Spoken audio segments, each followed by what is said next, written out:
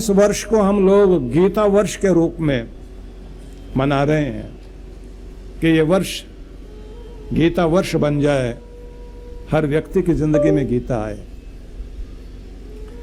तो आप सोचिए, कर्म करना, युद्ध कर्म करना, निष्पाप रहना, अपने ब्रेक का भी इस्तेमाल करना, अपनी शांति में भी स्थिर रहना, अपने प्रेम में भी स्थिर रहना बड़ा मुश्किल है। पंजाब में एक फकीर हुए ना, बुल्ले शाह, उन्होंने कहा था, उस दे नाल यारी कदी न रखियो जिसनु अपने ते गरूर होवे, कि उसके साथ में कभी मित्रता नहीं रखना जिस आदमी को अपने ऊपर गरूर हो। उस दे नाल यारी कदी न रखियो जिसनु अपने ते गरूर होवे, मां बाप नू बुरा ना आखियो चाहे लाख उनादा कसूर होवे। मां बाप नू मतलब माता पिता को कभी बुरा मत कहना, भले ही उनका लाख कसूर हो। मां बाप नू बुरा ना आखियो चाहे लाख उनादा कसूर होवे, राह चल देनू दिल ना देइयो चाहे लख चेहरे ते नूर होवे। बुलिया दोस्ती सिर्फ उत्थे करियो जिथे दोस्ती निभावन दा दस्तूर होवे। जिसको दोस्ती निभाने का दस्तूर आता है, बस दोस्ती वहां रखना। हर कोई व्यक्ति आपकी संगति का और आपके साथ बैठने का हकदार नहीं होता, क्योंकि प्रेम के काबिल लोग बहुत कम मिलते हैं। आपका फायदा उठाने वाले दुनिया में बहुत ज्यादा है। हम लोग भोले लोग इस दुनिया में ज्यादातर वे लोग हैं जो भावुकता में ज्यादातर लोगों की आ जाते हैं, और इस भावुकता का फायदा उठाने वाले लोग दुनिया में बहुत हैं। ध्यान रख लीजिए, ज्यादा भावुक, ज्यादा संवेदनशील लोग सॉफ्ट टारगेट हैं उन लोगों के जो ठग हैं, जो दुष्ट हैं। इसलिए मित्रता भी हर जगह नहीं हो सकती। आप तो प्रेम वाले हैं, लेकिन आपके प्रेम को सब तो नहीं समझते। इसलिए थोड़ा आपको वैसा जरूर होना पड़ेगा, जैसे कल आपको एक संकेत मैंने दिया था कि द्वापर के अंतिम भाग में कृष्ण आए, ये बताने के लिए आने वाले युगों में जियोगे कैसे। इसलिए कृष्ण नीति को अपना करके चलोगे तो कलयुग में सफल हो सकते हैं, नहीं तो कोई दूसरा रास्ता नहीं। सुदर्शन चक्रधारी ने अपने सुदर्शन चक्र को छिपा के रखा हुआ और प्रकट की भी है बांसुरी, अपने माधुर्य को प्रकट रखा हुआ है, लेकिन दुष्टता का दलन करने के लिए जब मौका लगता है सुदर्शन चक्र को याद कर लेते हैं।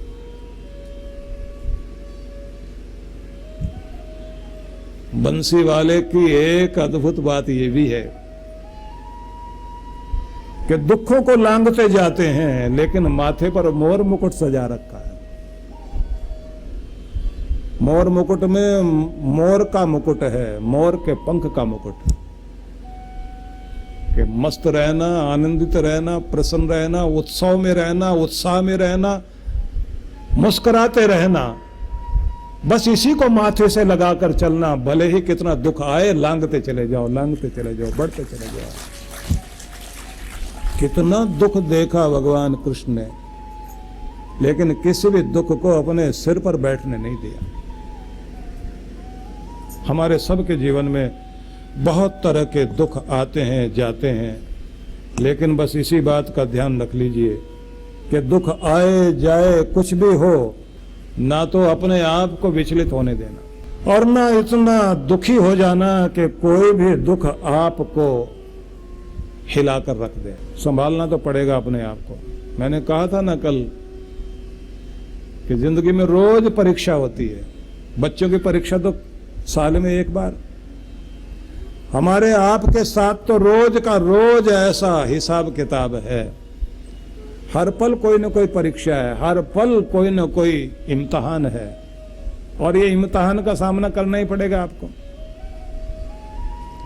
इस इम्तिहान में वही सफल होगा जिस व्यक्ति का मस्तिष्क शांत है, जो व्यक्ति बुद्धि में स्थिर है, जो व्यक्ति अपने ब्रेक का इस्तेमाल करना जानता है।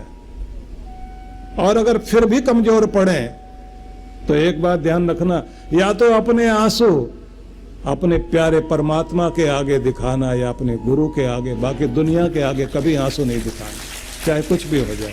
क्योंकि ये दुनिया आपके आंसुओं की कद्र करने वाली नहीं है। आपके आंसू की कद्र अगर कहीं होगी तो भगवान के दर पर होगी। एक ही है जो सबके आंसुओं का हिसाब करता है, वो केवल पिता परमात्मा। बाकी दुनिया के आगे कभी कमजोर बन करके मत बैठना, अपने दर्द को दुनिया के सामने कभी मत रखना। आपके दर्द को, आपकी पीड़ा को समझने वाले लोग नहीं है, तो रो तो भगवान के आगे, और वो भी कभी कभी। आज आपको एक विधि सिखा रहे थे हम, सुबह चल रहा था कि कैसे ऊपर से लेकर नीचे तक अपने अंदर शांति भर लेनी है और कैसे अपने चेहरे पर आनंद का भाव ले आना है। उस आनंद के भाव को लेकर के भगवान से प्रार्थना करने वाले बनिए, क्योंकि जब आप आनंद के भाव में परमात्मा से प्रार्थना करते हैं तो ये ध्यान रख लेना, वो प्रार्थना आपको आनंद में इतना भर देती है कि आपका परिवेश आनंद से भरपूर हो जाता है। आनंद लेकर भगवान से प्रार्थना करो, गदगद भाव से, जो तूने दिया, जितना दिया, जिस तरह का दिया, मैं आभारी हूं, धन्यवाद करते हुए जो जिंदगी जिएगा, ये ध्यान रख लीजिए, उस पर ज्यादा कृपा होगी। जो शिकायत करते हुए जिएगा उसकी जिंदगी में दर्द ज्यादा बढ़ जाएगा, क्योंकि नकारात्मकता आ जाती है। निवेदन है आप सबसे, कृष्ण भगवान से जब अर्जुन ने यह पूछा कि समाधि में बैठने वाला व्यक्ति क्या युद्ध नहीं करता, समस्याओं से लड़ता नहीं, वो दुनिया का व्यवहार नहीं निभाता क्या? क्योंकि लोग ये समझते हैं कि भक्त जो है वो तो किसी भी तरह की समस्या की तरफ नहीं जाता, वो तो सारी दुनिया से उपराम हो जाता है। लेकिन ऐसा नहीं है। क्षत्रिय को अन्याय से जूझना पड़ेगा और ब्राह्मण को, बुद्धिजीवियों को अज्ञान का सामना करना पड़ेगा, अज्ञान को हटाना पड़ेगा। और हर उस व्यापारी को, वणिक वृत्ति वाले व्यक्ति को अभाव से लड़ना पड़ेगा कि दुनिया में कहीं अभाव नहीं रहना चाहिए, समृद्धि आए, समृद्धि आए। लड़ाई तो सबको लड़नी है, और सर्वहारा वर्ग को अकर्मण्यता से लड़ना है, आलस्य से लड़ना है, प्रमाद से लड़ना है। लड़ाई तो सबको लड़नी पड़ेगी। और देखा जाए तो हर आदमी को अपने अंदर के अज्ञान को भी हटाना होता है, अन्याय से भी लड़ना पड़ता है, अपना अभाव भी दूर करना पड़ता है, अपने अंदर जो भी कुछ अकर्मण्यता है उसे भी हटाना होता है। और यहां तक के आपको मन से भी आलसी नहीं बनना, क्योंकि सबसे पहले आलस्य जो है वो मन में आता है। कई बोलते हैं ना कि हौसलों को आजमाना चाहिए, जिंदगी में नहीं घबराना चाहिए, जिंदगी में नहीं घबराना चाहिए, हौसलों को आजमाना चाहिए। और खुजलियां जब 15 दिन तक नहीं रुकें तो फिर नहा लेना चाहिए। ये आलसियों का, उनका ये संदेश है। आपने देखा होगा ना कि थोड़ी सी सर्दी जब चल रही थी तो सर्दी के दिनों में नहाने से और पानी से लोगों को कितना डर लग रहा था। कोई आदमी गया गंगा में स्नान करने के लिए, पीछे पीछे 2-4 और थे और पूछ रहे हैं ठंडा है? बोले हाँ है तो सही। कितना होगा? बोले देखते हैं, उंगली लगा के देखते हैं। नहीं नहीं, पाँव डुबो के देखो। और पाँव जैसे डुबाया तो करंट लगा एकदम, जैसे, क्योंकि ठंडा था पानी, एकदम तुरंत बाहर निकाल लिया पाँव। पीछे खड़े हुए लोगों ने पूछा स्नान नहीं करना क्या? तो पंजाब से आया हुआ व्यक्ति था, बोला पब स्नान ते सब स्नान। मतलब पाँव का पंजा, उसका स्नान हो गया तो पूरा स्नान हो गया। और पीछे वाला उससे भी कमाल का था, उसने कहा तुझ स्नान तो मुझ स्नान, तेरा स्नान हो गया तो मेरा भी हो गया। आलस्य पहले व्यक्ति के मन में आता है, फिर उसके कर्म में आता है, और फिर एक आदत बन जाती है। और जब आदमी मन से भी आलस्य त्याग देता है तो फिर ये ध्यान रख लीजिए कि उस समय उसे कोई ठंड नहीं लगती। मैं उन लोगों के बारे में सोचता हूं जो लोग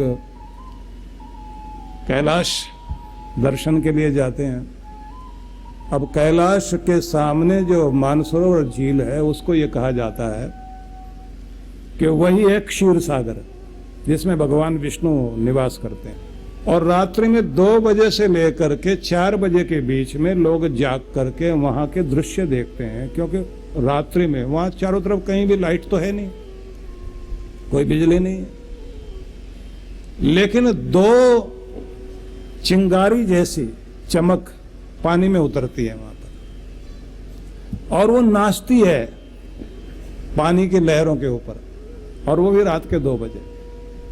तो ये कहा जाता है कि शिव और पार्वती उस समय नृत्य कर रहे होते हैं, वो शक्तियां जो है उस समय लहरों के ऊपर तैरती हैं, लोग बैठते हैं। तो 5 बजे के लगभग स्नान करने के लिए, डुबकी लगाने के लिए लोग तैयार हो जाते हैं। आज सोचिए कि 80 किलोमीटर के लगभग का जिसका चौड़ाई है और कितनी लंबाई, 300 माइल के लगभग का वो एरिया है, बर्फ से ढका रहता है। लेकिन जो श्रद्धा वाले लोग हैं, किसी को सर्दी नहीं लगती, सर्दी तो अपनी जगह है, डुबकी लगाते हैं ना। जब आपके मन के अंदर आलस्य है, आपके मन के अंदर डर है, तो बाहर भी डर है। जब आप अंदर से मजबूत हो जाते हैं तो कहीं भी डर नहीं है, आप हर जगह बहादुर होते हैं। इसलिए आपको अंदर से ही मजबूत होना पड़ता है। अब ये अंदर से मजबूत कैसे होते हैं और कैसे, क्योंकि अर्जुन ने ये पूछ लिया कि मुझे उस व्यक्ति के बारे में बताओ जिसके अंदर परमात्मा उतर आता है, समाधि में बैठ जाता है, दुनिया का व्यवहार भी निभाता है, वो कैसे उठता है, कैसे बैठता है, कैसे चलता है, उसकी पहचान बताइए। तो भगवान ने 18 श्लोकों में वर्णन किया, और हम इस पर आगे चर्चा करेंगे, लेकिन घड़ी कह रही है कि अभी आगे नहीं जा सकते। लेकिन आखिर में हम लोग कुछ टिप्स दिया करते हैं, क्योंकि जो मैं कुछ दे रहा हूं वो मैं नहीं दे रहा हूं, ये तो हमारी परंपरा, जो हमारे महान पुरुषों ने, गुरुजनों ने जो कुछ भी हम लोगों को दिया है, उसको आगे तक पहुंचाने की चेष्टा हम लोग कर रहे हैं। तो एक निवेदन आप सबसे करूंगा, 2 चीजें आपने करनी है अपने साथ। हर रात को जब आप सोते हैं तो एक विजुअलाइजेशन आपको करना है। थोड़ी देर टहलते टहलते अकेले अपने से कहना कि मेरी जिंदगी, मैं तुझसे क्या चाहता हूं, मैं तुम्हें कहां देखना चाहता हूं, किस ऊंचाई तक तुम्हें पहुंचे हुए देखना चाहता हूं, वो कौन सी कमी रह गई जो मैं पीछे हूं, मुझे क्या करना होगा। और फिर अपने जीवन का वो सपना देखना शुरू कीजिए कि मैं यहां तक पहुंच गया हूं, ये मुझे मिल गया है, ये भगवान की कृपा हो गई है। एक ऐसा सपना देखना शुरू करो और उसकी कहानी बना लीजिए एक मन में। वो कहानी फिर सोने से पहले भगवान को, जब आप मत्था टेकने जाते हैं ना अपने मंदिर में रात में सोने से पहले, वो कहानी अपने भगवान को सुनाना और कहना, तेरा बच्चा ये चाहता है, मुझे आशीर्वाद दे। और उसी को सोचते सोचते मन मन में दोहराते हुए और नाम जपते जपते आकर बिस्तर पर लेटना। और ये बात पक्की है, एक न एक दिन आपका सोचा हुआ सपना साकार जरूर होगा, क्योंकि जो आप आखिरी विचार मन में लेकर सोते हैं वो आपके अवचेतन अनकॉन्शियस माइंड में अपना स्थान बनाता है, और अनकॉन्शियस माइंड ब्रह्मांड से जुड़ता है, और ब्रह्मांड ब्रह्मांड के मालिक से जुड़ा हुआ है। और ब्रह्मांड की जो बुद्धिमत्ता है, ब्रह्मांड का जो मस्तिष्क है, जो पूरी दुनिया में नियमों को इस तरह चलाता है कि हर चीज नियम के साथ हो रही है, नियम के साथ घटनाएं घट रही हैं, उससे आपका चित्त जब जुड़ जाएगा तो अपने सपने साकार करोगे आप। ध्यान की विधियों में हम लोग एक विधि सिखाया करते हैं जो होती है, जिसको बोलते हैं वरदान सिद्धि विद्या। उसे सीखने के लिए आप कभी जरूर आना। उसका हम कुछ चार्ज किया करते हैं, क्योंकि वो फ्री में नहीं देते।